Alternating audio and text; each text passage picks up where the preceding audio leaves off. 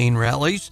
Hearing from a senior official, the new security measures include increasing the number of agents and unnamed technological changes, of course, being done in the wake of the assassination attempt last month in Butler, Pennsylvania. Sounds like the Department of Defense, because they have the airplanes, are the ones who are going to be bringing the ballistic glass to Trump events around the country so they can set that up and have him a little bit more level of protection.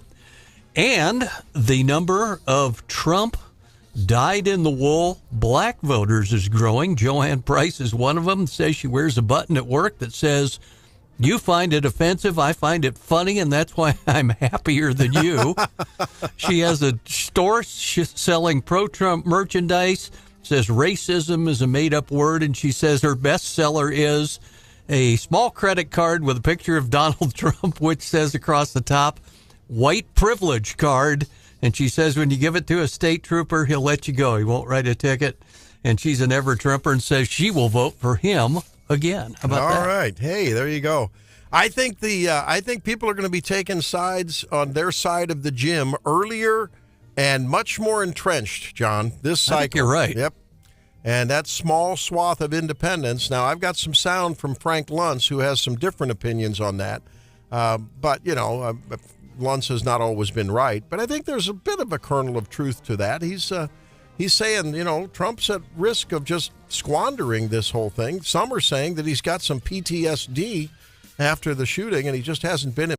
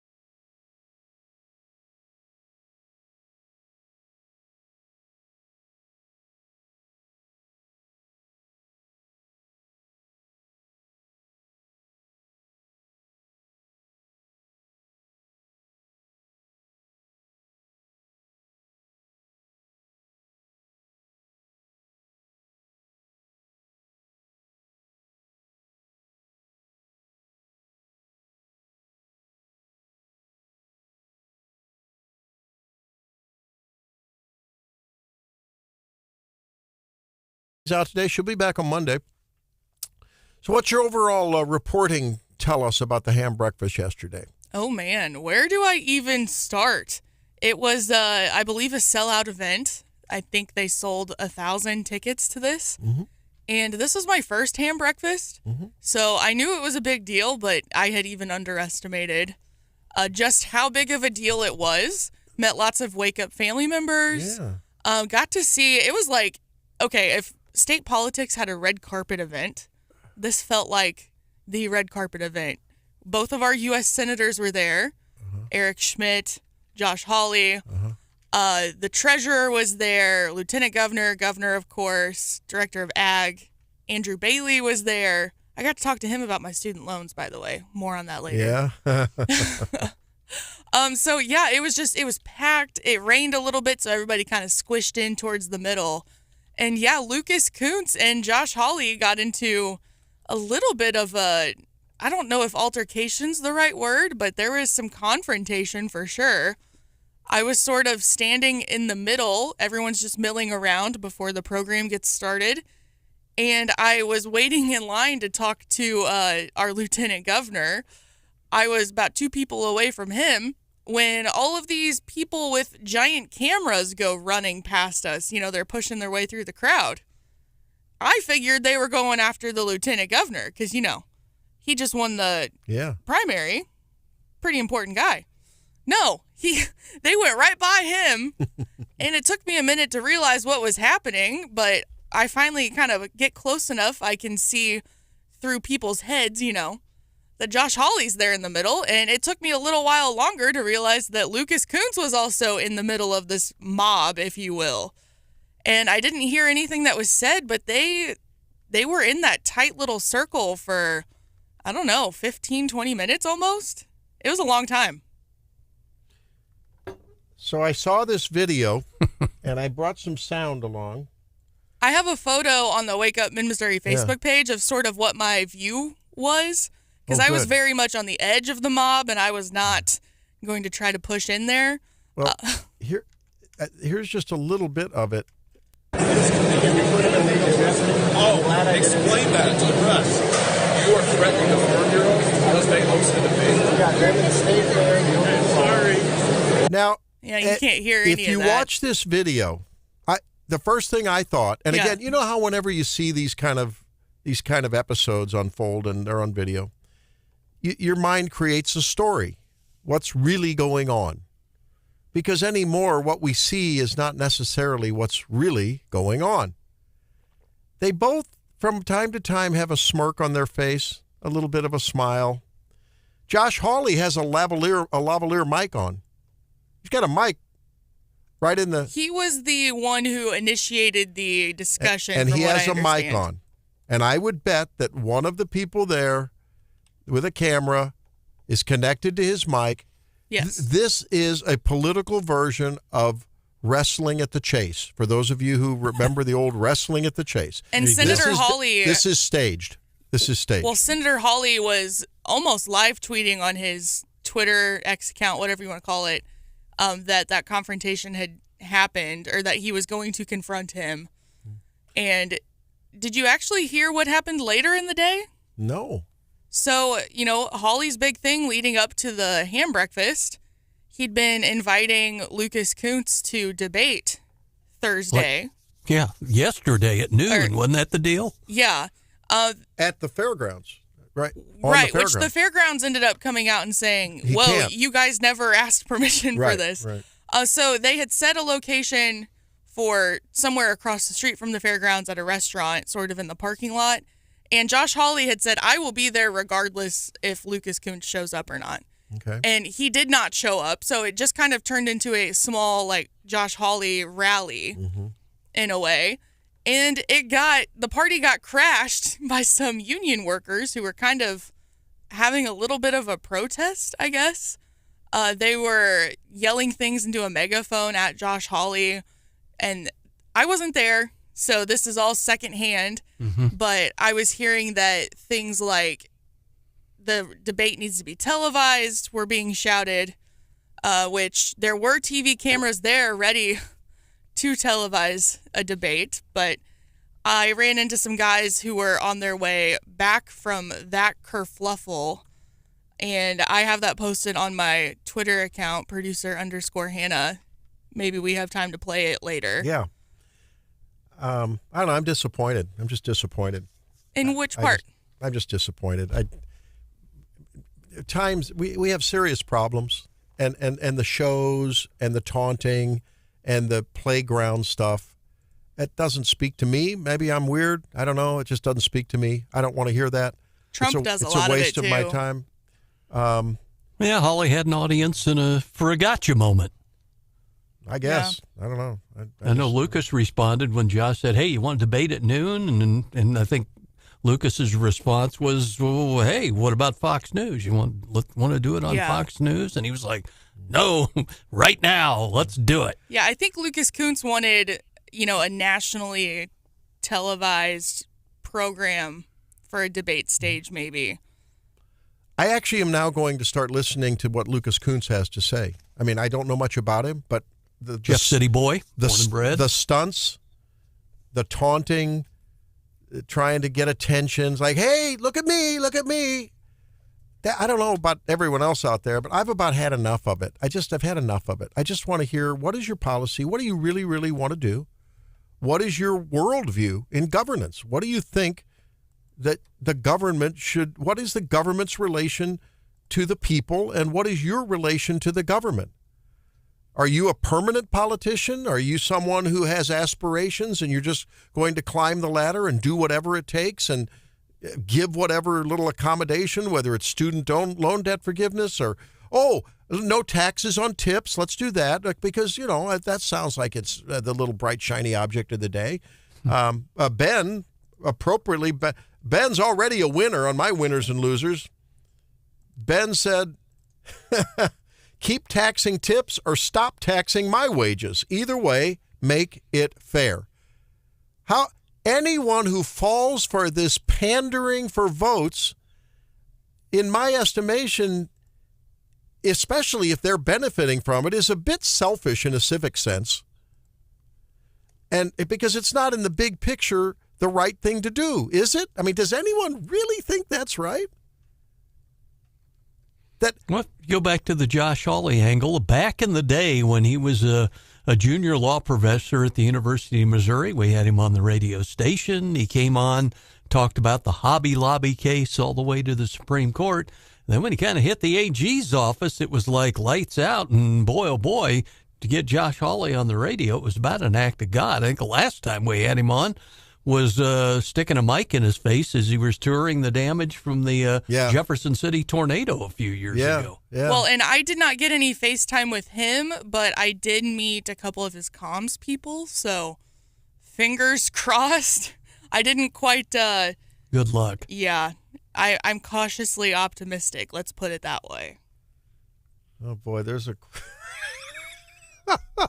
There's a text here I will not share with the audience. Yeah, don't. Okay. Not even the edited version. Nope. Alan says it was Josh acting like a D-bag. I don't know.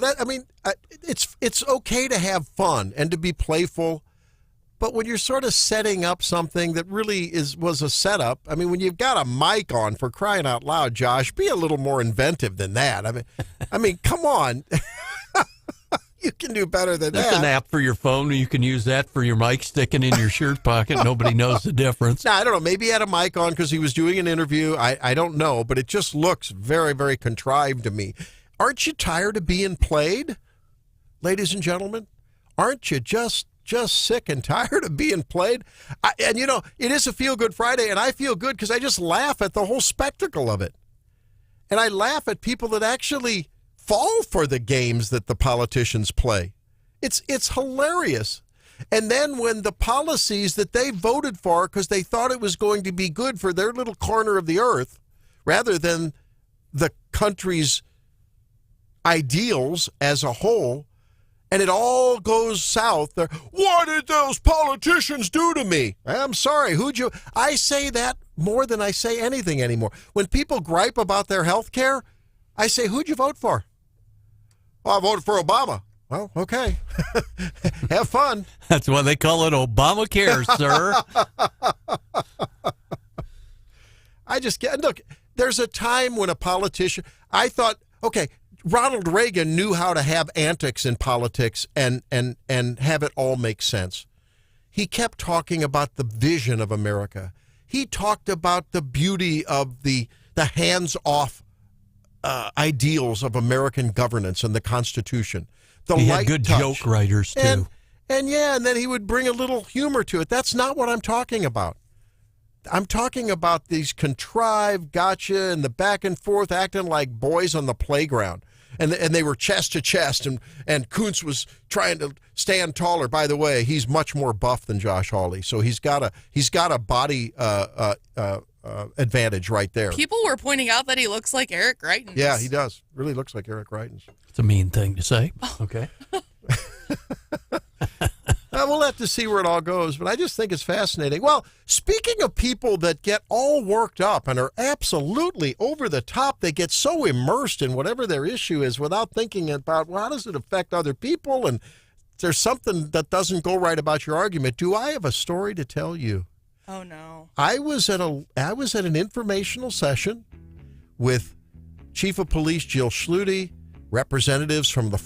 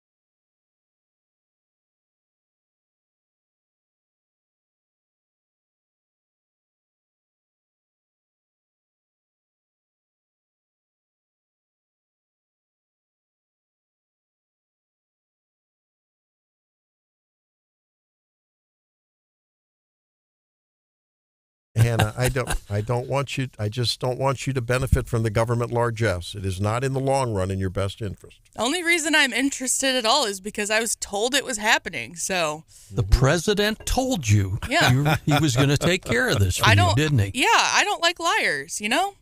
It's the principle of it. Well, there's principles involved in this issue about the flock safety cameras that may be coming to a Columbia near you.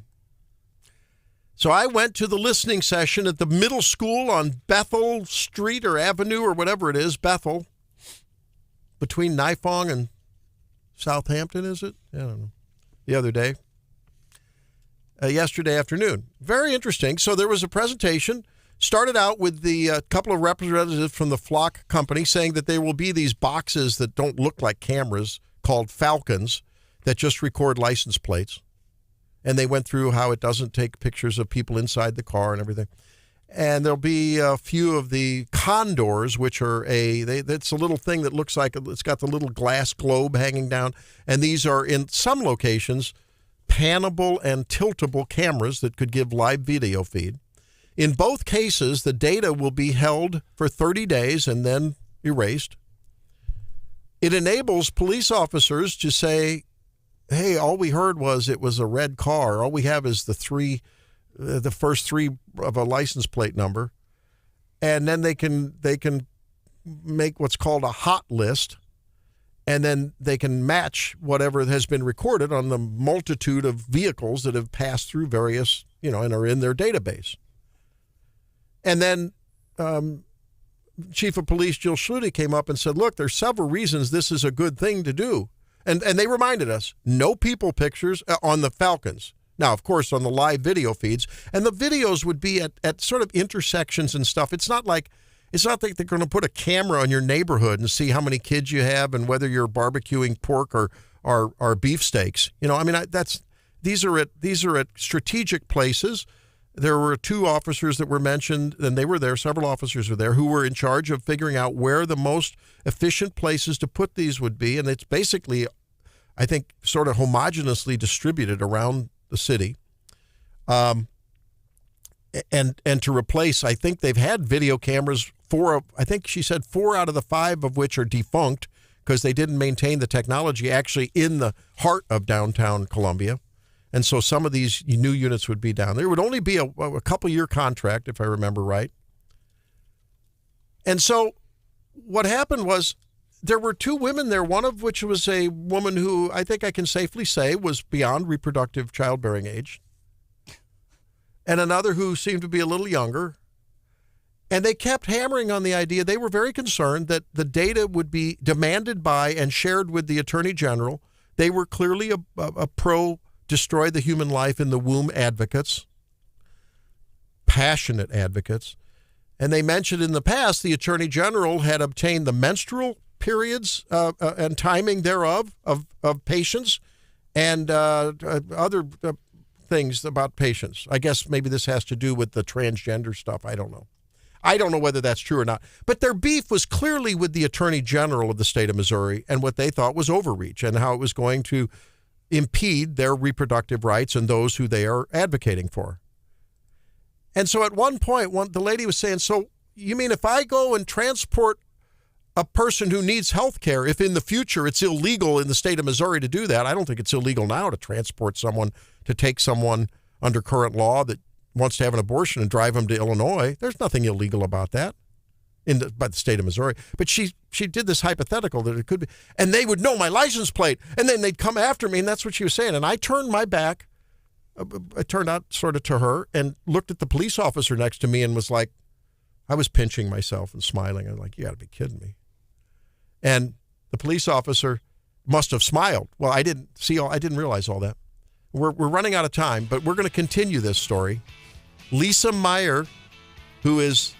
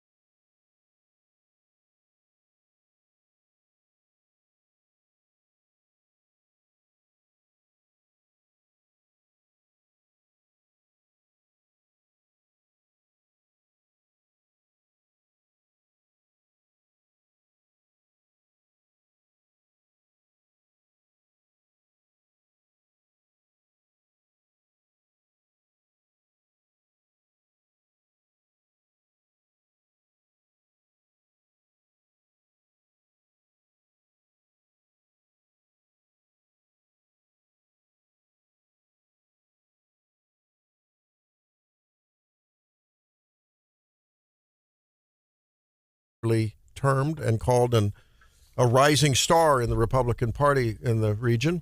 And she joins us now because, Lisa, you were at, what, 2 or 3 of these sessions, these info sessions about the cameras and the license plate readers, right? Yes. Good morning. Good morning, Randy, and happy Feel Good Friday. Right? Yeah. Feel Good Friday. Yeah, thank you. Well, I wanted to compliment you for being so engaged on this and other matters, and really listening well and being in touch with the constituents as well.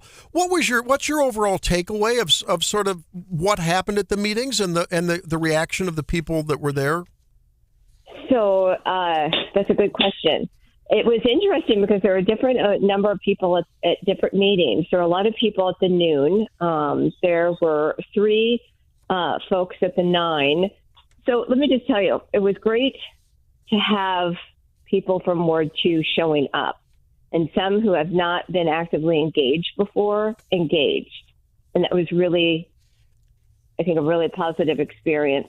A couple of the people that I knew were attending weren't really excited about Flock, but they went to go listen and learn before solidifying their opinions about it. And it was fascinating to me to have a couple of people share following, gathering the information, asking questions of both the police department and the folks from Flock, that they became supportive. And that was helpful because it helped me feel like I'm doing a good job, right? You might be for something or against something, but until you take the time to really listen to other people who are going to be impacted by this, particularly in your ward, I think it's important to remain objective. And I'm feeling pretty positive about the camera system, and I'm hopeful that it might pass. We'll have to see, Randy. I'm only one vote. Yeah, I recognized on air, and I think Jill Schluty acknowledged, she's very self-aware of the current distrust of institutions in general, right? She said it. Period. And she said we need to earn and retain your trust. And so this isn't, we're not right. I think her words were, we're not writing a 10-year contract in blood. This is we're going to try it out. She wants to be very conservative in the way it is rolled out and the number of cameras. And I didn't know there's a publicly available auditing system. Every time someone goes in to access this data, we learned, they have to put in who they are, why they are, and what they're looking for and everything, so that if Detective A wants to find out where his kid was because they weren't at school that day, that's not a legitimate use of the system, and it would be audited. And I thought, wow, that's okay, that's good to know. And so she gained my trust. She gained, I think, a lot of people's trust throughout these meetings if what happened to me, because I really was sort of in favor of it anyway, but this really sealed the deal when I learned about how it's going to be used and the policies around it. Yes, and I appreciate you mentioning the policies because that's important. They've got both the policy and procedural manual draft that's in place, and then we have the Chapter 21 police and the law enforcement surveillance oversight ordinance. And I've reviewed it, but my job over the next week is to really just take it line by line and make sure that I email, and I'm sharing this with some other constituents who are doing the same thing, to make sure that there are a couple things in there that were concerning to them are added into this ordinance or taken into consideration. Of course, that will go through the law department, but I'll shoot that up respectfully through the chain of command and have them review what some of the constituents would like to see added if we could do that. Again, our guest here is Lisa Meyer. She is Columbia's 2nd Ward Councilwoman, and she didn't unseat. She replaced Andrea Weiner, who moved to a different ward back in April, but won a big race, kind of a hotly contested race in April. We're talking about the Flock camera system on 93.9 The Eagle and News Radio 950 KWS. It is 7:12. Lisa Meyer is with us. We had an interview yesterday, Councilwoman, with Matt Nichols, who called in live on Wake Up Mid-Missouri. And I asked him about some of the, you may have heard the interview. There are some progressives out there who are worried these cameras are going to be used to track transgender residents or to follow residents who have an abortion. And he said flat out, there's no possibility of that happening now or in the future. Flat out, he said that. Have you heard that concern from progressives? I have not, but I think that just builds into the general distrust, whether progressive, conservative, no matter which side of the aisle people are on. There's a real distrust of government, period. And so I have not heard that concern, but I've heard, other people share concerns about, in general, privacy. But what this will do, if I understand it correctly, let's say you've got 10 white Subarus. There's someone who is shoplifting at Target, right? I'm just thinking, and then I drive a white Subaru, right? And think about how many white Subarus are out there, right? And they say, okay, listen, there's a white Subaru going down Stadium, and okay, which Subaru? This is going to help them narrow it down to that one Subaru. I think that's pretty darn impressive. It's going to help them do their job better. And so I think that understanding that what I would do if somebody were to say that to me is that first I would want to listen a little bit more, that seek first to understand before being understood. What are they going through? What are their concerns? And then get the information to make sure that their concerns are addressed appropriately on how this will be used and how it will not be used. And we have the ordinance and the procedure to support what Matt said. I think one of the most powerful arguments that I heard was for it was really had little to do with with sort of how it's going to be used, but it was really interesting as I thought through it. Jill said, "Look, we're down officers. It's hard to recruit officers and recruits, young recruits." And she said the pragmatic part of this is if you're someone interested in law enforcement.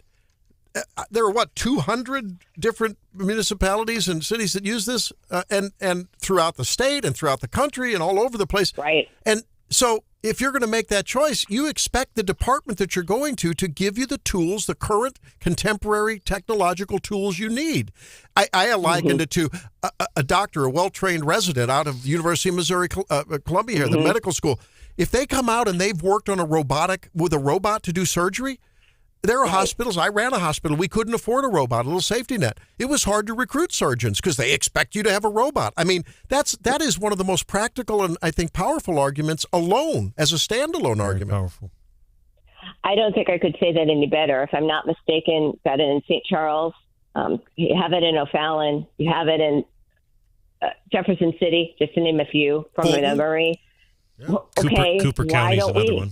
And then we keep hearing concerns about. There are people, driving in, and out, and concerns. And, in Ward 2, we're looking at a total of 6 cameras, potentially. And I can tell you that's making a lot of people feel a lot better. I did a ride-along. Have you guys been a ride-along before? I Randy? have. It's been a number of years, but yes, I have. Right. Okay. And Randy, I would encourage you to do it, too. Yeah. Nothing deepens your understanding. Triage, right? You're a surgeon. Okay, I mean, wow, you will get it. I mean, at a level, it's like all of the stuff that they're dealing with at one time. It's an exhausting job, and their listening skills are the two that I rode with were just impeccable. I was exhausted. It was like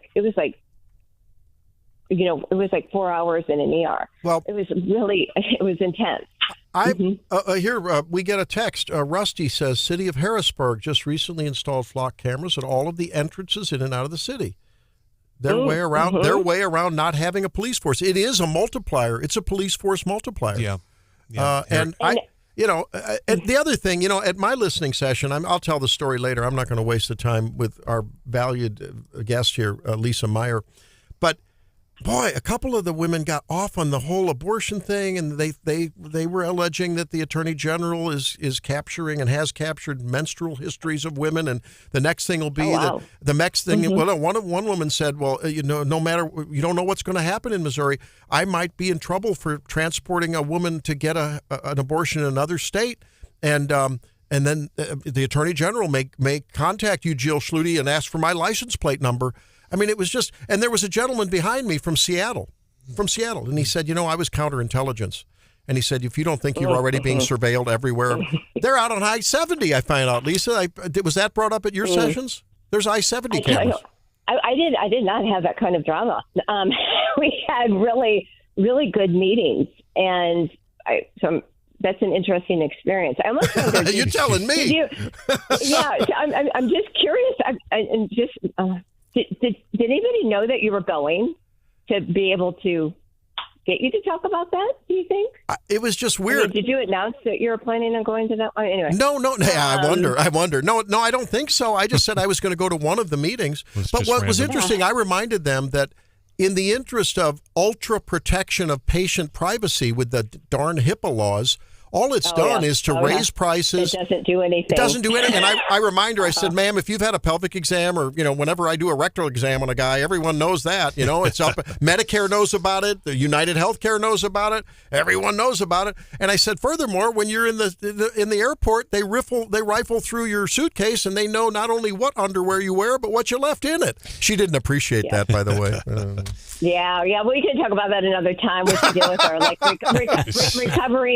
recovering from healthcare policies, that we've worked with. But the point is, I worked 10 years in orthopedics. But don't you think though that if you're going to trade potentially, hypothetically, some of your liberty for expanded security, wouldn't you rather have it at a level where you can talk to local officials, you can talk to Jill Schluty, you can talk to the local patrolman about your concerns if you think that it's being abused, rather than some big eye in the sky from Washington, D.C.? I'd rather do it at this level.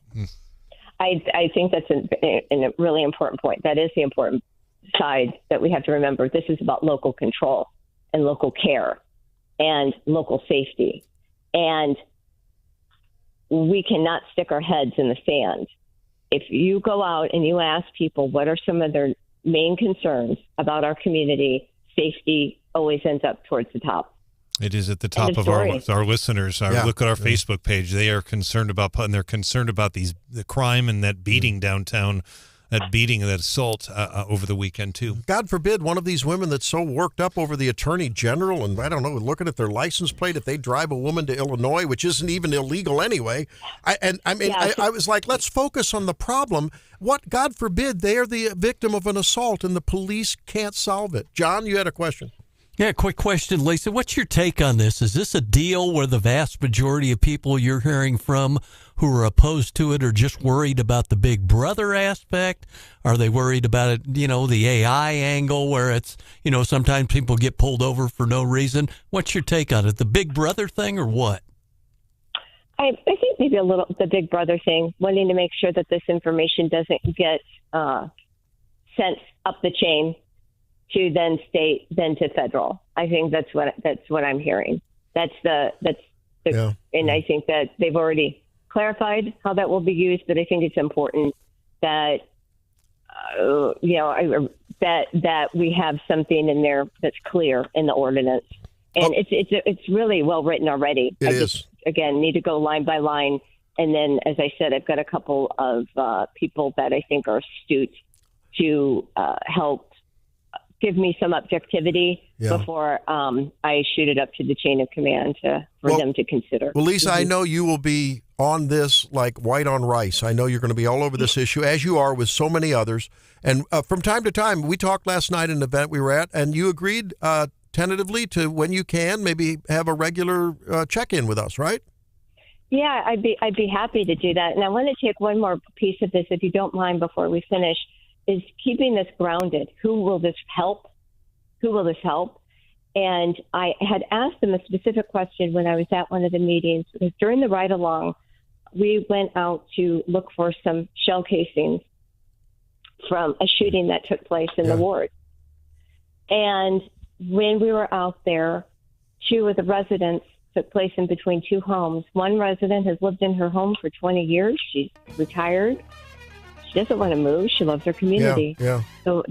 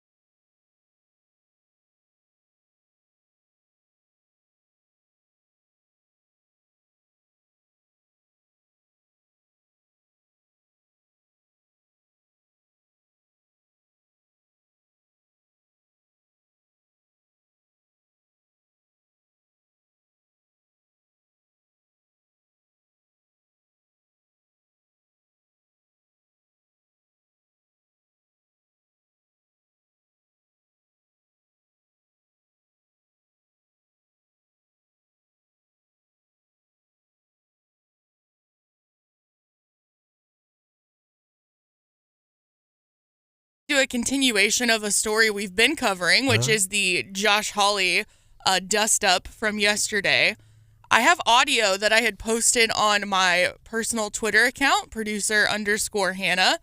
But I found an interesting character at the fair yesterday, and he was telling me about what happened at the quote-unquote Josh Hawley debate that, of course, Lucas Kuntz didn't show up to. So here's who I ran into. Well, you see, they had protesters, not a lot of them. There weren't that many of them, honestly. Kind of ugly. Frankly, they were silly looking, all of them. They stood up and they said they wanted to protest for unions, but I don't think they understand that America is the union. You should really be protected. So, yeah, as I was leaving the fair yesterday, folks were returning to the fairgrounds from the Josh Hawley rally get-together, and I ran into a couple of young Republicans. This guy's name is Nate, and they were telling me all about it. I said, can I film you guys just telling me, because I will forget the details. He pulled out a great Trump impression. That was a beautiful Trump impression. It was.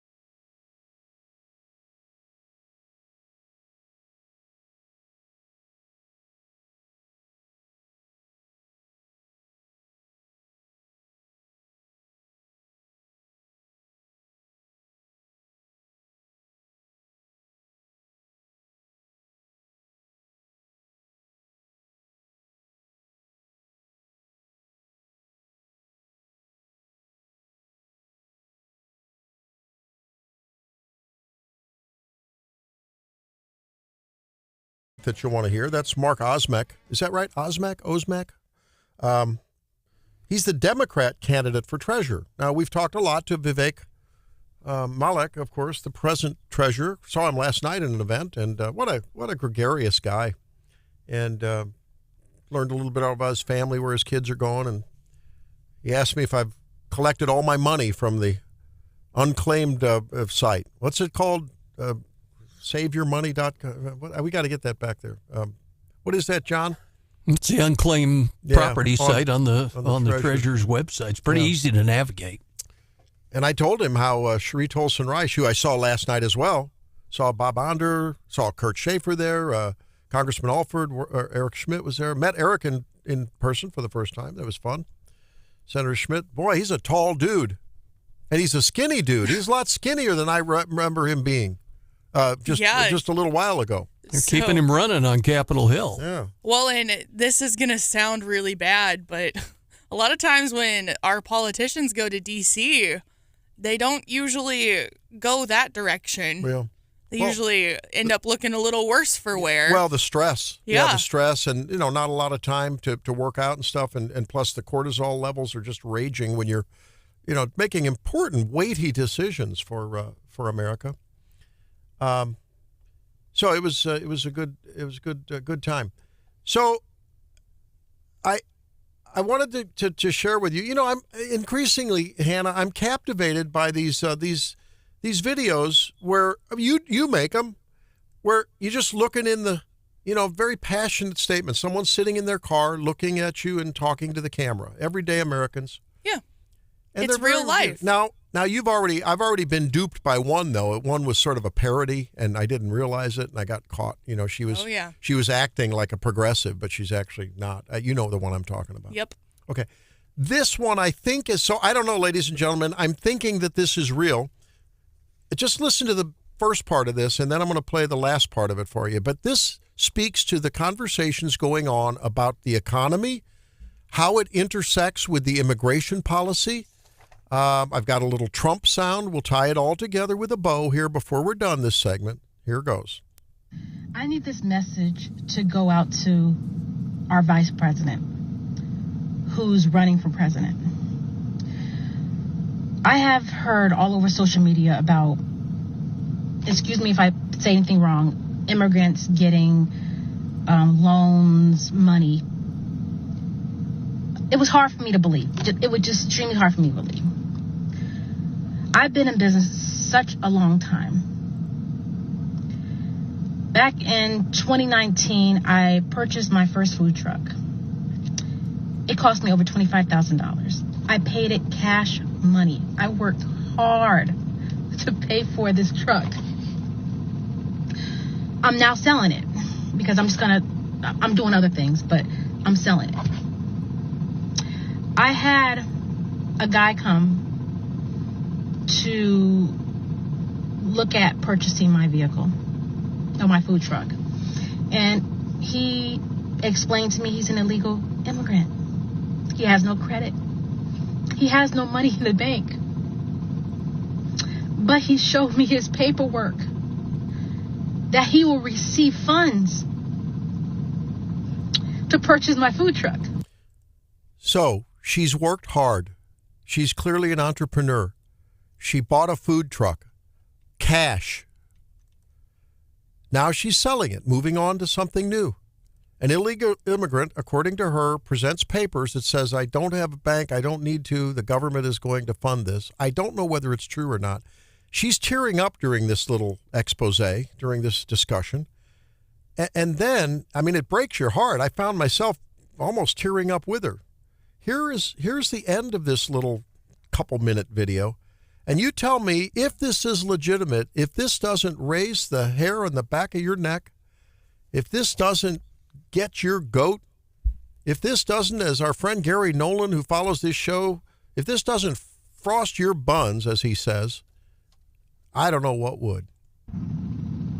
But I need my president to tell me why I worked so hard all these years, all these decades. She's crying. Couldn't get a business loan, but I bust my ass to get the money to create my business. And we got immigrants coming here. And getting money. Money! For doing nothing but just being here. It's not right, and I want answers. That's powerful. This poor woman, I mean, I think she really articulates the anger and in some cases the hopelessness, I think, that many of us have. We have a woman who's running for president who had some culpability, some responsibility, call it root cause, call it border SAR, whatever. She was part and parcel of an administration that has let hordes of illegal immigrants come in. We now know about the massive registration to vote push that they're making. And I didn't know there's somehow when people get some kind of documentation, even though they came illegally, they can somehow get a small business grant. I don't understand it. You know this is going on. At a minimum, you know they're being put up in posh hotels. The people around those hotels, by the way, that own businesses in New York City continually inform us that they can't do business. And this is the kind of discussion that I was at that fundraiser last night for Jesus Osete, and that's what people are talking about. It's like, yeah, Jesus can't really do much about public policy sitting on the bench, but he can certainly enforce the law should he get elected, and I really hope he does. Got an amazing story. But we, the people, need to keep our eyes on what our politicians are not only saying, but what they're doing. Oh, she may have prosecuted some drug runners when she was AG of California. I'm sorry, Kamala. The cat's out of the bag. The horse is out of the barn. The cancer's already spread. It's all over it's in the lymph nodes and the bones. I was watching one of the TV networks, and I don't remember which one it was. I might have dialed into MSNBC, and they were talking about the potential for government loans and the path to that for immigrants, illegal immigrants. And one of the talking heads brought up a good point was the challenges with these individuals to get these, right, wrong, or otherwise, is they have non-existent credit scores. So how do you get a loan if you don't have a credit score? It's hard enough with a positive credit score. Look, it's clear in this country, whether it's about illegal immigration and the favors and the perks they get, or whether you're just a common citizen and you break the law, my God, they throw the book at you in many cases. Well, all I have to do is stay over my parking limit, and Ron Fitzwater's coming after me for fines in Jefferson City, for crying out loud. I'm kidding. He's got your number off those flock cameras. That's I what love the deal Mayor is. Ron. You know, he knows that, and you know that. We talked about you yesterday, by the way.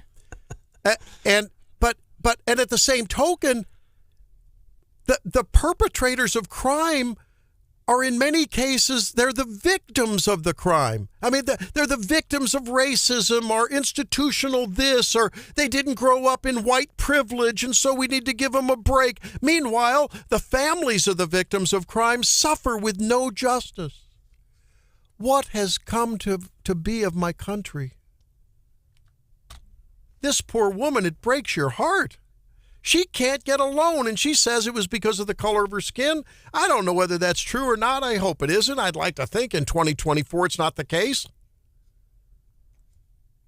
Oh, man, I'm telling you, it broke my heart when I saw that. I just, man. And Kamala Harris now wants to put the kibosh on prices? You know what?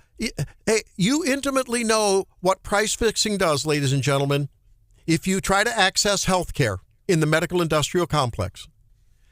The Center for Medicare Services fixes the prices that your doctor, your hospital, your radiology unit, your laboratory gets paid. They tell you what that is going to pay, period. End of report. Which is why doctors and everyone else tries to pile on all the diagnoses they can so they can somehow try to find. And that's why also, little peek behind the curtain, that's why they fragment your care.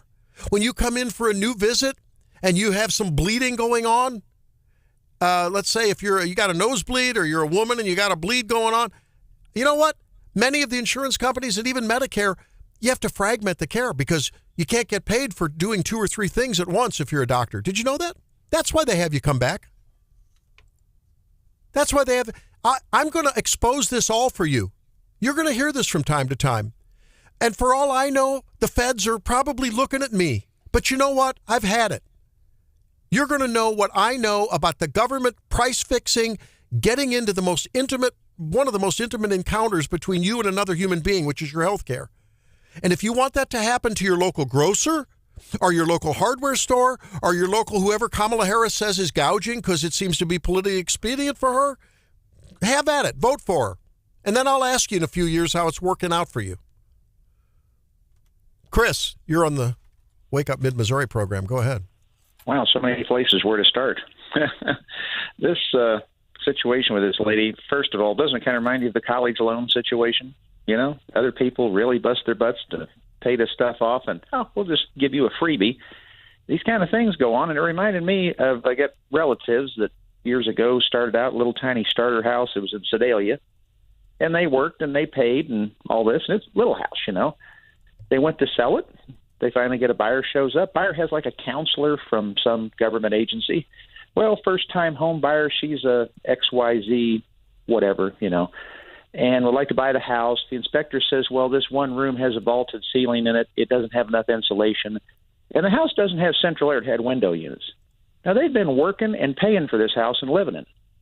They end up negotiating a deal that as they're moving out, they come put central air in the house, lower the ceiling, insulate it and all this, jack the price up so the low-income lady can buy the house. And it's some sort of subsidized, I don't remember all the details. But it's maddening. You know, you work for it, you pay for it, you can live there. Not good enough for her. I know. It's just, I think Americans have had it. The problem is there's enough Americans that are so generationally and institutionally and frankly educationally told that the government is there, that the government is going to be the answer to all of life's ills. You're big sugar daddy. That's where we're at, man. And this election will tell the difference. This election will tell the tale if, as I like to say, the teeter has tottered and we're all socialists now. This is the election. John, what's on your plate coming up? Can you win the presidency without the Swifties?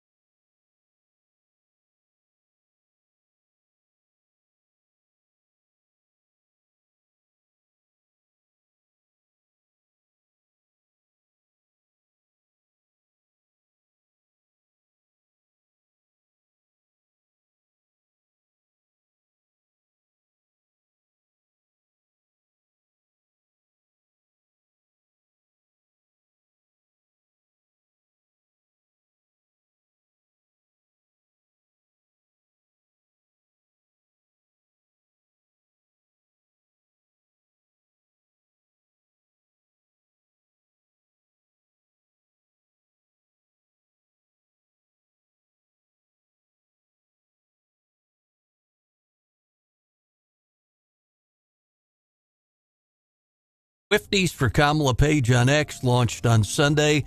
So far, they've racked up 40,000 followers. And now Kamala's posts are using the if elected format with another reference to Taylor Swift. Viewed over 1 million times, this post says Harris would extend the Swift Eras Tour in the U.S. and add the songs The Last Great American Dynasty and Tolerate It back onto Swift's set list.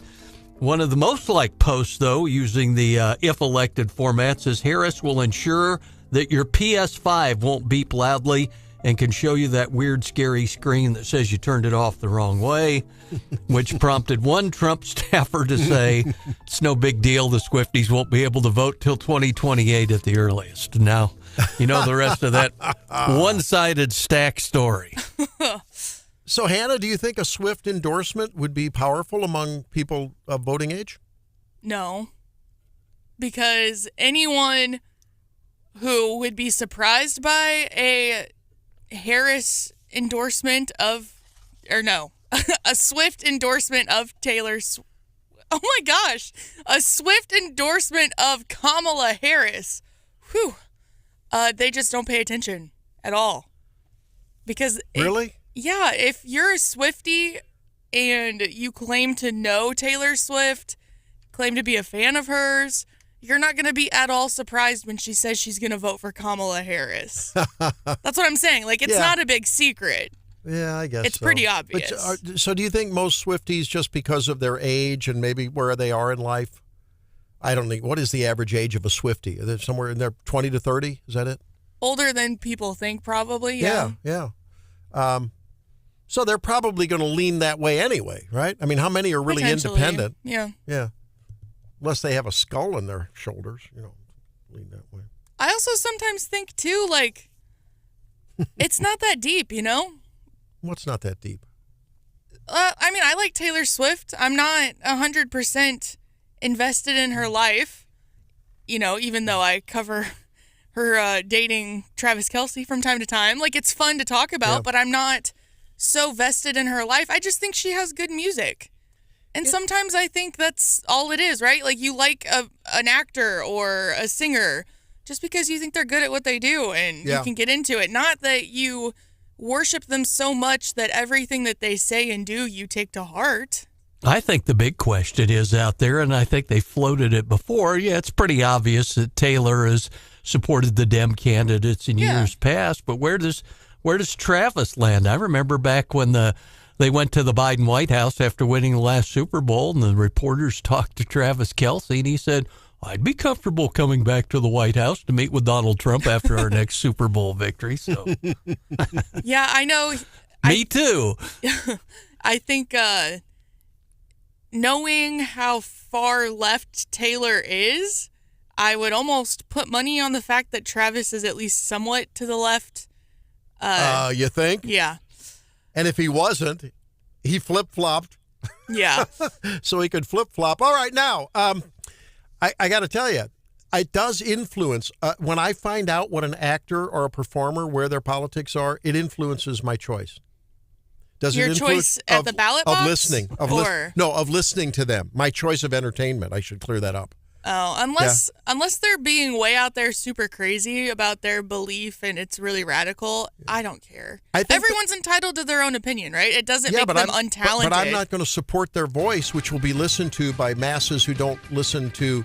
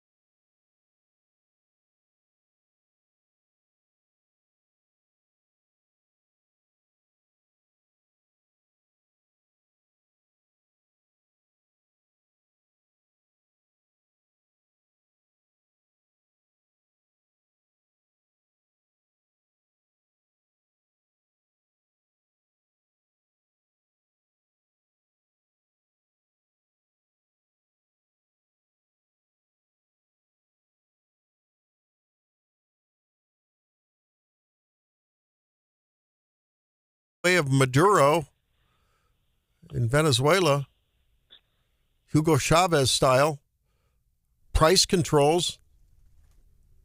I don't know. I've been involved in price controls. I don't know how that's working out. Let's see what Mark Osmack, who's the Democrat nominee for state treasurer, thinks about price controls. How you doing, Mark? Welcome into Wake Up in Missouri. Hey, I'm well. Thanks so much. Good morning to you. So, grocery prices are up really high. I mean, philosophically, what do you think about price controls? I mean, you're a Democrat, right? The gal at the top of your ticket is going to be in favor of price controls. What do you say? Yeah, I am a Democrat, but I really just want to focus on Missouri. As a treasurer from Missouri, I have no say on what the federal government does. And so I think that's one of the differences between myself and Mr. Malik is that my focus is on Missouri and not on what the federal government does. Okay, so you're the Democrat nominee. Tell us a little bit about yourself. Yeah, sure. So born and raised here in Missouri, fourth generation. Grew up in a trailer park in Fenton, Missouri, so Jefferson County. After that, I wanted to become rich, so naturally I became an English literature major at Mizzou, which really paid dividends. Made my first million on semicolons. After that, my life was honestly headed in the wrong direction. I was disappointed in a lot of things I was doing, so I joined the Army, and it was the best thing I've ever done. So I became a field artillery officer, did 2 tours in Afghanistan. The first one during the surge of 2010 to 11, I was primarily a mortar platoon leader, so 120 millimeter mortars. And then went back again to Afghanistan with 101st Airborne. And then after that, I decided to take my ball and go home and use a GI Bill. Went to grad school in D.C., and got to work for Tammy Duckworth, now Senator Tammy Duckworth, Claire McCaskill, in the House Armed Services Committee. So that's where I learned policy and legislation, veterans affairs, and international affairs policy as well. Yeah. So what kind of business experience and investment experience do you have, which I think would be important skill sets to have with the Treasurer office? Yeah, so my experience has been with appropriations at the state and federal level. So the master's is in public administration from George Washington in D.C. That's where I used the GI Bill for, and then immediately started applying to appropriations and authorization language in D.C. and then came home here to Missouri, where I work at Scott Air Force Base, focused on defense transportation primarily. So they're part of they are TRANSCOM, Transportation Command.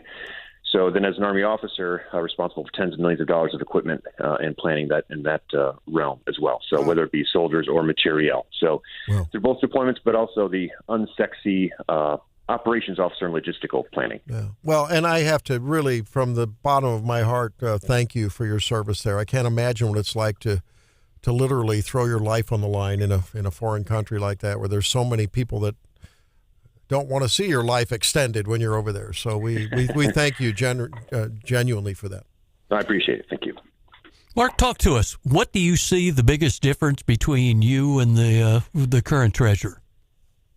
Sure. A great question. I think focus. So what we want to focus on. So there's been a lot of discussion about helping former President Trump, and I know he wants to be returned to President Trump, build the border wall. I don't. That is, if Texas is so great, they can do it.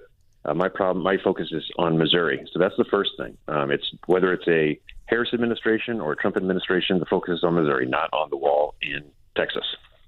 So that's the first thing.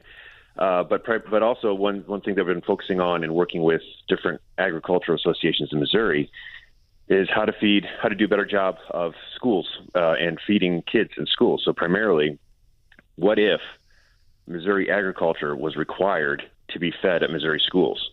So the milk you drink is Missouri milk. The corn you eat is Missouri corn. The pork you eat is Missouri pork. And same thing with beef, when at all applicable, when at all possible. So that's great for the farmers because they get a guaranteed customer, the biggest one in the state, because it's the state. And it's great for the kids because instead of wondering if someone is poor enough or not poor enough to have a meal, that they do have breakfast, they do have lunch at a Missouri school. So that's one thing. His focus seems to be on, honestly, talking points from a party. Mine is focused on, hey, what is really going on with Missouri? And farmers have mentioned 2 top things for them. One, they don't have access to health insurance, so they've got to get additional jobs to get health insurance for the family. 2, it's employment, and specifically immigration. So there is a better way to do this, to do it properly. But I mean, honestly, it's not guys like Mark Osmack that are picking tomatoes. So we can make TV ads and curse and condemn people, but I think what farmers really need are people to actually help and work on the farms. Well, So, wait a minute, Mark. I'm going to call you on that. I've not heard a commercial that's condemning people. It's condemning their behavior. Sure. I mean, but okay. But the fact is, those crimes are committed by Americans. I mean, the person who shot President Trump was white and male. Yeah. So this fear thing of somebody from Guatemala or Honduras, there is a better way. There's got to be a better way. Okay. Hey, let me ask you. To work with. Okay, I get it. What now? You mentioned you want to, you want to make the farm to the table at school, farm to table, be Missouri farm to table, right? That stuff served at the school is Missouri product. And okay, so these initiatives, what can the treasurer do about that? What jurisdiction does the treasurer have over that?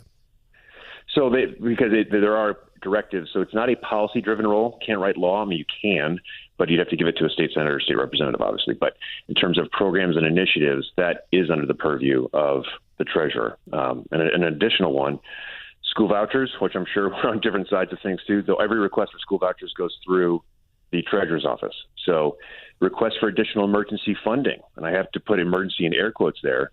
When Governor Parson sent the Highway Patrol, Missouri Highway Patrol, and Missouri Army National Guard to the border of Texas, that request for additional funding goes through the treasurer's office. It won't when I'm there. That is fraud, waste, and abuse. That is not the best use of Missouri taxpayers' money. Missouri Highway Patrol deserves to be and should be in Missouri. So if Republicans are going to say we have a crime problem, okay, it's a crime problem in Missouri, not in Texas. And Mark is our guest. He is running. Mark Osmack is running for the state treasurer position against Mr. Malik. That election will be in November. Mr. Malik did defeat, I believe it was 6 other candidates. Five, 6 overall. You are right, Mark. But and then you were unopposed in the primary. There's also a libertarian candidate as well, John Hartwig Jr., that will be on the ballot. Our time is 8:15. I'm Brian Hauswirth, Randy Tobler, Hannah, the producer, and also John Marsh are here. Mark, I'm interested in the basically the proposal to basically require the food in the school lunches and breakfasts to be made in Missouri, because I have not heard that before. I think it's very interesting. Have you had a chance to talk to any of the commodity groups about that, or to farmers around the state about that? Yes, and they love it. Their eyes got really big. So I was at the state fair yesterday in Sedalia for 2 days. They loved it. So I've met with Missouri pork, corn, soy, cattlemen's, and dairy associations. So those and poultry, which is actually headed out of Northwest Arkansas. Mm-hmm. But those are the ones that I've spoken with.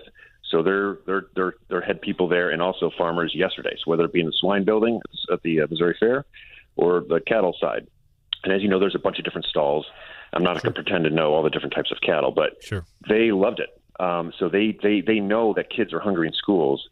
Full disclosure, how I got this idea, I was an intern 20 years ago with Lincoln Huff, actually, in Jeff City.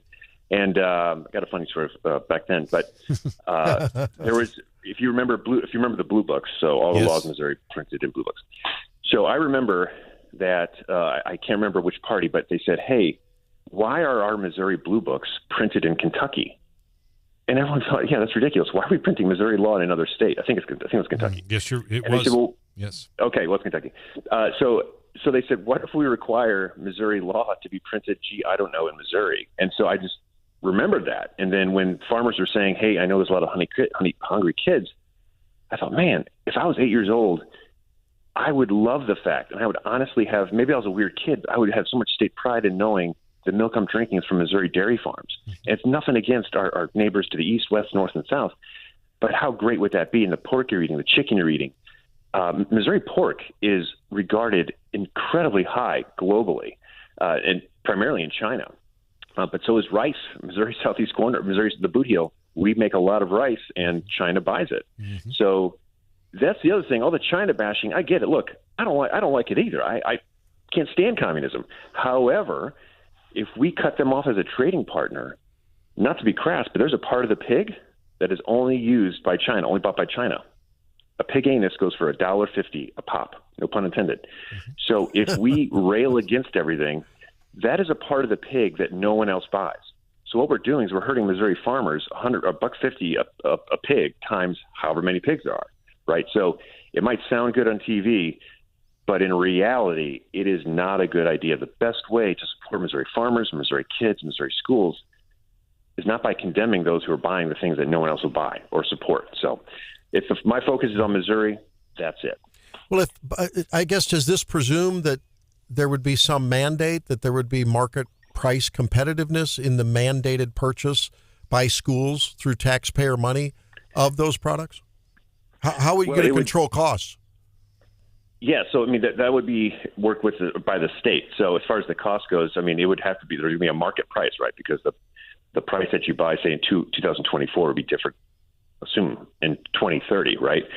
But when you're buying at such a high level, such a large amount, like the state would be doing for every single elementary, middle school, and high school in the state, that kind of volume does come with it some flexibility in terms of cost. So it is a benefit to farmers. They honestly love it, not just because of the altruistic side, the fact that kids are eating Missouri food, but because it's better for them to help weather any kind of storms in terms of beef prices go up and then 3 years later they go down and up and down, up and down. Same thing with pig or with pork or with chicken.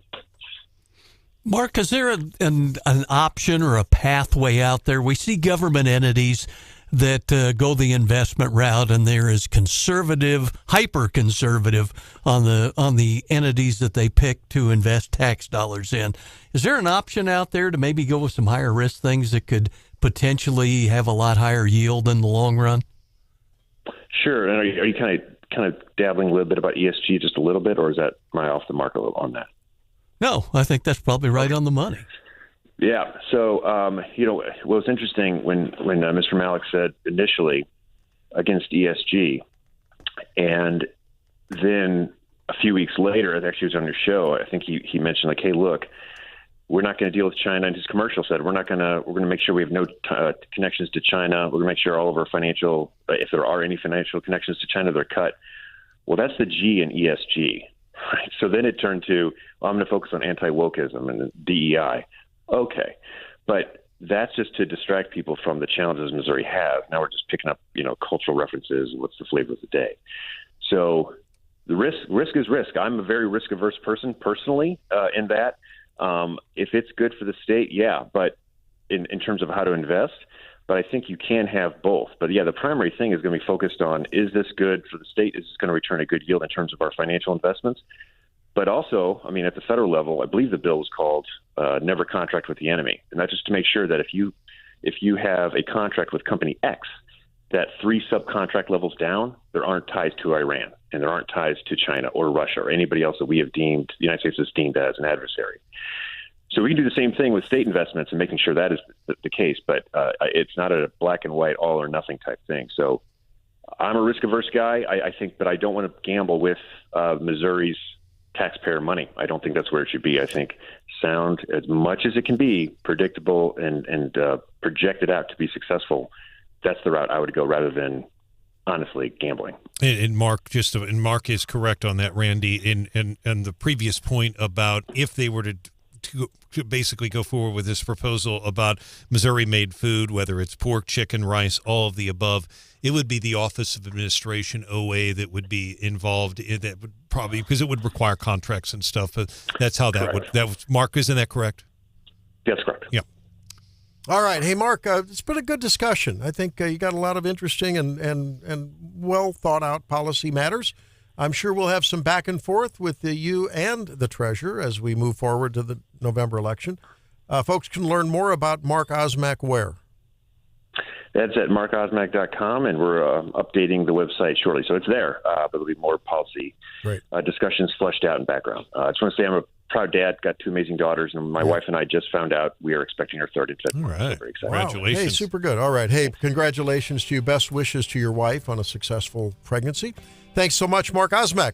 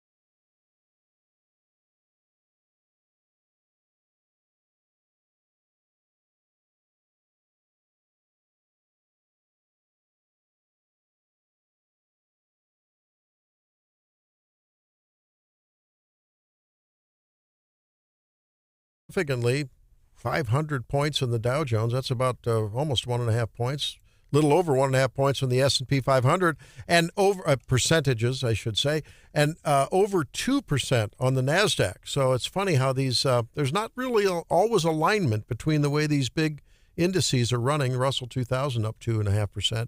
Today, I have a feeling that investors are just sort of like, whoa, getting their breath and sitting back and saying, hey, I got to regroup here. The futures are a little bit up, just a fraction of a percent here and there. So oil down a little bit because Qatar, how you say it, some say one, some say the other. They are urging Iran to stop the saber rattling, don't attack Israel. And I guess that's driving a little bit of some moderation in the oil prices. At least that's what the experts in oil prices say. So the futures have fallen a little bit. Oil moderating. Might be a quiet Friday. We'll have to see. Of course, after Kamala's speech, which I believe will be before market close, I think it's midday, we'll have to see her speech that could, send some shockwaves through manufacturers, through retailers as well. Be interesting to see if there's some midday turbulence in the markets. Oh, yeah. And Bayer, they make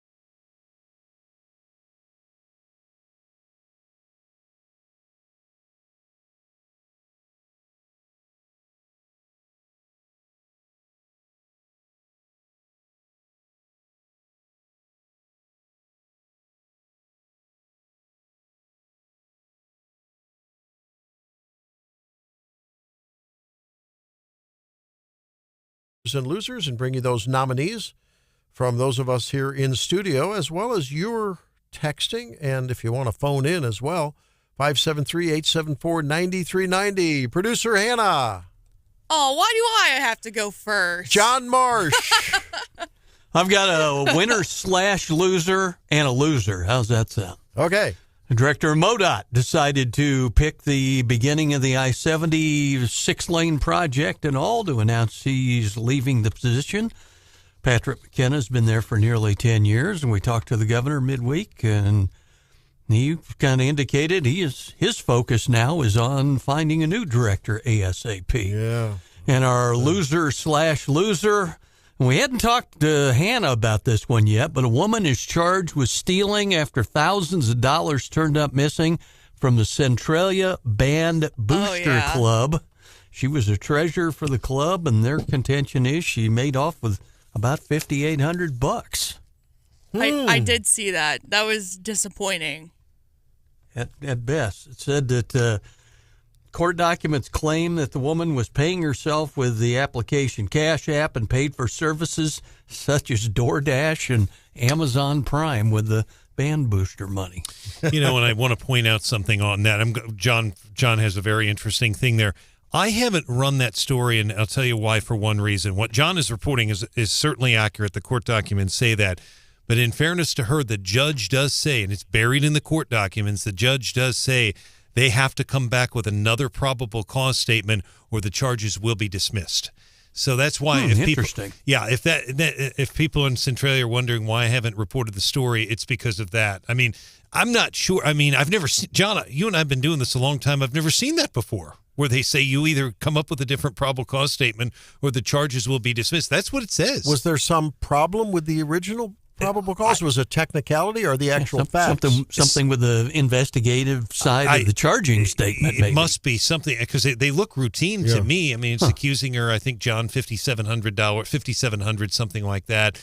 Band money. That's kind of why we left the name out. Yeah, exactly. No, you handled it fine. That's the reason. But I definitely, the people in Centralia will be interested. But in fairness to her, these charges could be dropped. Yeah, too. there are a lot of people that get accused of things and they never have their day in court. They never have justice. That's it's true. Sad. And John didn't use the name. Welcome to America 2024. I haven't run the story, but we'll see. And if she is charged again, when we will use it, of course. All right, Mr. Hauswirth. Got 3 winners this week. Start with Rhonda Rollins. Randy is the longtime president and CEO of Shelter Insurance here in mid-Missouri and Columbia. She is retiring. She's got one more. She's actually technically retired as Shelter's president, but she's still on the Ready Board for one more month. But I was over there at the Ready Board meeting this week. Shelter has a $98 million payroll in Columbia alone, and they have about 1,353 employees. But she's been very involved. A lot of charity. She does a lot of charity work, and Shelter does a lot of donations that people really don't know a whole lot about. They do it kind of quietly, but she's a winner of the week, and I hope she enjoys her retirement. She is from Hale, little town up near Chillicothe in Carroll County. Second winner of the week is going to be a guy by the name of Rudy Keller. Rudy Keller is with the Missouri Independent. He got a picture yesterday, and Hannah and Stephanie were there, of Mr. Hawley and Mr. Kuntz from Jefferson City, basically literally face to face. I mean, I've never seen anything quite like it. It looked like they were, get ready for a boxing match, but that was an iconic photo. You saw it on just about every major front page of every newspaper today, and what a photo that was from Rudy.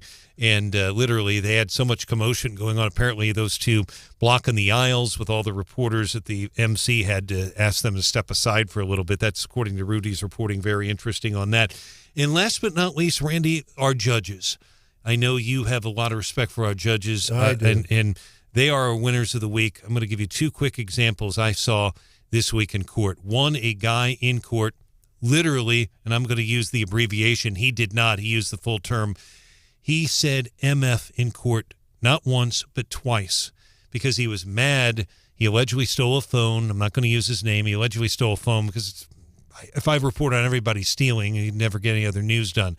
But he thought the phone was valued at $100 or something. I take that from what he was saying. Phone was valued at $750, but he MF this, MF that, and in open court. And then I had another court hearing I covered. This was Tracy Gonzalez, the judge, and a guy continually interrupted her in open court, and then demanded to know her name.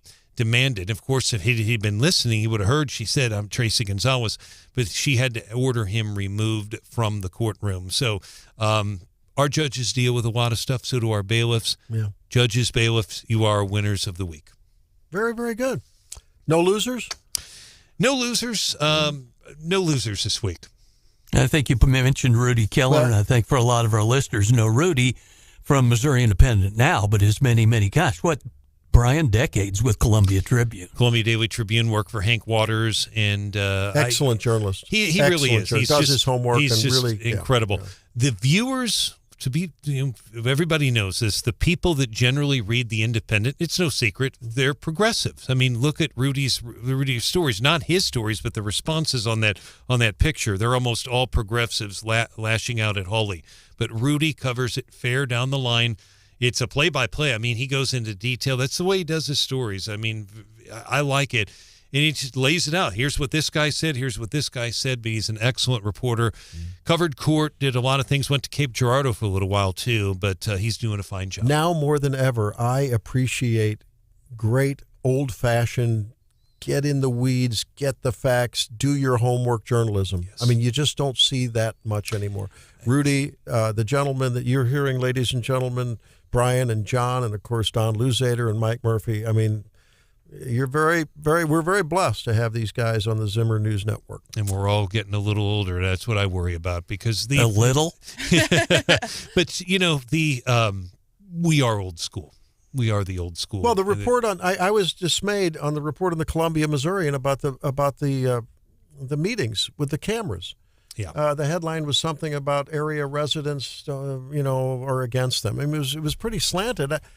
I thought from where I was at, the room was pretty much evenly split. Yeah. And Mike has reported that too. I don't know who wrote the headline there, but there is a split, and it's not Republican Democrat, it's not conservative progressive, because there are conservatives and progressives that oppose these cameras. But yeah, there is support. Lisa Meyer said to us just an hour ago, live on air. She's getting a lot of positive feedback about the proposal. Here it is. I'm reading it. Xander Lundblad. Xander Lundblad. Columbia residents oppose police use of cameras, citing privacy concerns. You know who he quoted? Or I don't know if Xander is a boy or a girl. Here, let me look. Maybe there's a picture. I don't know. Xander is a boy. Okay. Well, no, that's a talk for another day. Okay. Basically, I think this was the story. Anthony Wilroth was the evidentiary. That was the receipts that Mr. Lundblad brings to his story, saying Columbia residents. I have heard it said that Mr. Wilroth does not live in the city. I don't know if this is true or not. I don't know. I'm not sure. He calls in all the time to Mike Murphy's show, but he is anything that the way that sentence should have been written. By the way, I would say some, or it depends on what meeting. Both sides of the argument heard at the area informational meetings. So is he a loser of the week or a winner of the week? Are we talking about Will Roth? Yeah. Well, I think we can understand. I have to cut him some slack. He's an aspiring journalist. I think you need to do some more aspiring, Mr. Lundblad, because that was not very good journalism, my friend. And Will Roth gets quoted a lot. I don't know if it's a girl or boy. I don't. Again, they cycle out every year, so I know that we did have one of them call into 93.9 The Eagle on the Columbia Buzz when I hosted it the other day with maybe 2 weeks ago with Al Germond, who was pounding on the Missourian. A reporter actually called in. It was really, I kept him over through the news and kept him on. It was really good back and forth, really good radio. I don't know this reporter, but Will Roth's point is, and I can't speak for him, but my understanding from Mike Murphy's reporting, Will Roth's worry is that it's just going to be used to surveil. He doesn't trust the flock company. I think that's really it in a nutshell. But, Randy, there's a significant amount of the opponents, and you heard it yesterday, that feel like if they get an abortion, they're going to be tracked. Bailey's going to come after. If they're just driving someone across state lines. Correct. In a hypothetical tyrannical future solely responsible by A.G. Bailey, that would somehow, that's interstate commerce things. That has nothing to do with Missouri law, if it were even I don't know what this woman was talking about. I'm not sure either, because I interrupted her because she pointed at me, and she said, because the officer had smiled, but I didn't know. The officer was next to me, and she was sitting sort of over my right. And she, in her diatribe, she said, and you were smiling. I said, me? You interrupted me. I said, I'm sorry. I was just going to respond. What? And then later on, when I was speaking, she vociferously interrupted me. And when I I apologized profusely. And when see, this is the problem with the progressives. You don't need to apologize. Well, I did apologize because I interrupted her, but I thought she was addressing me for laughing or smiling at her, and she wasn't. She was addressing the officer, which I didn't realize. That's fine. But then later on, when she interrupted me, very, very intentionally, I said, as a reminder to those who are gathered here, that was an interruption, but that's okay. I haven't noticed you've apologized, and I don't intend to, she said. Well, madam, if you want to make a point, you just diminished your credibility. This was the story I was going to tell. Very, very, the angst against Attorney General Bailey and the celebration and the defense of a woman's right to kill the unborn baby within her was just on full display. And poor Jill Schluty just stood there and, she was very gracious. And Jill Schluty, in her position, she's a winner. She and the cops assembled, and the Columbia Police Department are the winners because, they 4 sessions each day, 8 sessions. Yes. And it was great informational stuff. So they're winners. Jesus Vicente is a winner because that was the biggest fundraising event. I don't go to these things very often, but I really support Jesus. He's got a great story. He's a great American, a constitutional expert, argued in front of the Supreme Court. He should be our next circuit judge in Boone County. I'm sorry. And he was able to gather so many people there. That tells you the kind of support this guy has. So he's a winner. Senator Eric Schmidt, Congressman Alford, huge names. Losers are the Cardinals fans because they just can't get a team to win a game for the life of them. And it's awful. It's incredible. Hannah? Oh, okay.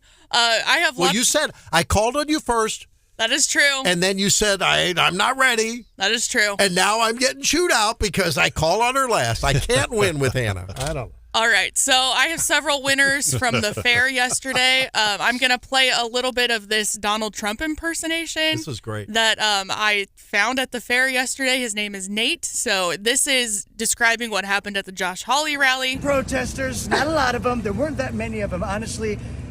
Kind of ugly. Frankly, they were silly looking, all of them. They stood up and they said they wanted to protest for unions, but I don't think they understand that America is the union. You should really be protected. No. So that was fun. It was nice to see a couple of young Republicans. He was with a fella named Chandler, and they were all amped up with their Josh Hawley signs. That's awesome. Another winner of the week, and I did this last week, so it's a little bit of cheating, but I talked about how California FFA chapter had the grand champion ham and the grand reserve champion at the state fair. I got to see the grand champion ham from Myra Sylvie from California, Missouri, on display at the governor's ham breakfast yesterday. What distinguishes a grand champion ham? The blue ribbon. Yeah. I don't know. Do they taste it, or is it the appearance of it? They look at appearance and things like that. I don't specifically know. I tried to cure a ham when I was in FFA, and it did not go well. I did not make it to the fair that year. Let's just put it that way. You had the happiest dog in 2 counties, though, right? Do they do an ultrasound looking for fat content, like they do on some of the? Don't they look for fat content these days too, with an ultrasound on some of the livestock and things, or no? Well, yeah, but these are hams. But ham has lean and fat too. Yeah. But I know Christy on the texter echoes that she's nominating all of the FFA and 4-H kids who had projects on display at the state fair. I got to see Eric Schmidt and Josh Hawley in one day, so they're winners for coming back home for the fair. That was pretty cool. I know I'm forgetting someone, and Randy's probably going to yell at me for it. I know someone we're forgetting. And that would be Pawpaw Randy's new grandson, Shepherd. Yeah, my daughter's a winner, and her husband. Boy, I tell you, healthy baby, everything went well. It was good. And Casey says the winner of the week is Hannah for always giving Randy a hard time. I'll go for that. Gotta That's a keep you in perpetual line award. somehow. Yeah. And I'm sorry you were interrupted at the meeting yesterday. That's disappointing. Well, no, I did. I thought she was pointing at me, and she wasn't. But when you were talking, you said she interrupted. Oh, yeah. Oh, and she wasn't going to say back down. Yeah, that's really a shame. We'll wrap it up with some leftovers after this. This is Wake Up Mid-Missouri.